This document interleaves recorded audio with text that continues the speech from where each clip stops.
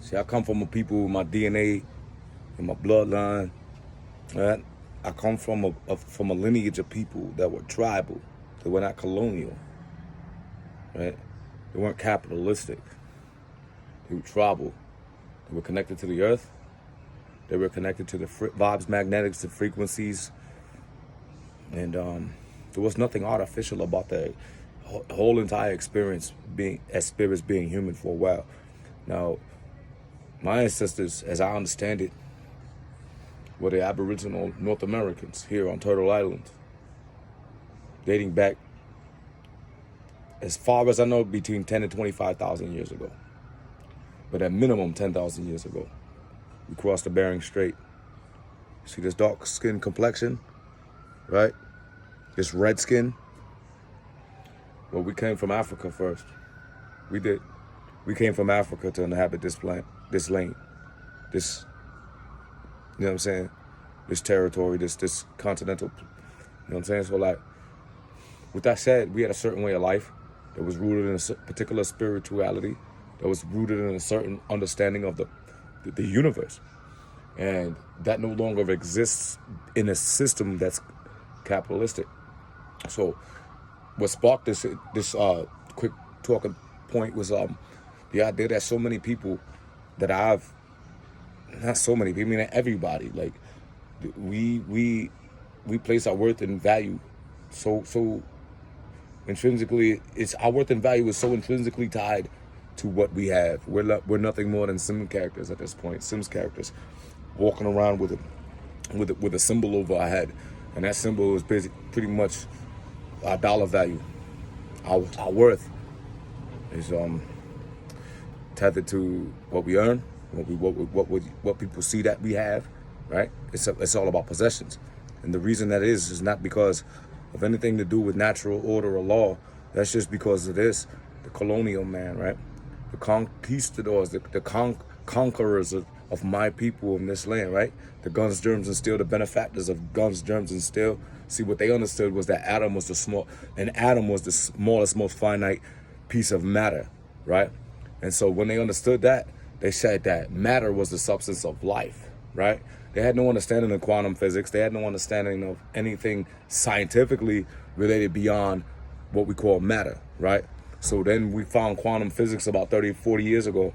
And then what that showed us with the double slit experiment, with Einstein's study of the theory of relativism, what we understood was that, space can occupy, two things can occupy different points in the space-time continuum at the same time. So beyond that, the double slit experiment showed us that what we can do is manipulate the environment around us with our conscious, concentrated thoughts. And then we found out with the Higgs boson that there's a level of potentiality, right? There's a field of potentiality beneath the atom, before the atom is even formed. And much of that has been deemed to be under the control of a conscious observer, like.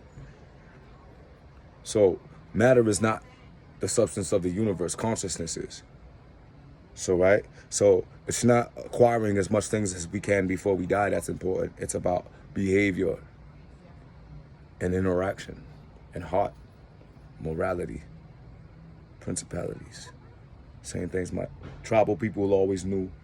And the one thing that the colonizers and the colonials, they will never understand.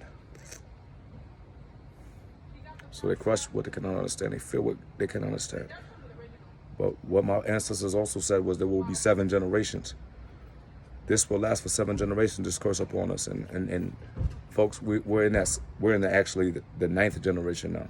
I'm the 7th generation. So when you hear me kick my shit, that's what it's for. We had to make our decisions back in the tribal days. We had to make every decision that we made, right? With the 7 generations to come in mind. We had to make every decision with 7 generations in mind. Now we just live for the moment. And we don't only just live for the moment, we live for ourselves. We don't live tribally. We live individualistic society.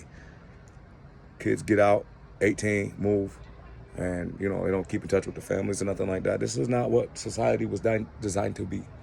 This is all, at this point, anti-natural corporate fiction. Word up. We don't belong in this situation. This is not conducive to a spirit being human. And as I know it, our goal is to become ascended in this existence. And you can't ascend when you spend your entire time in a corporate fictionalized reality.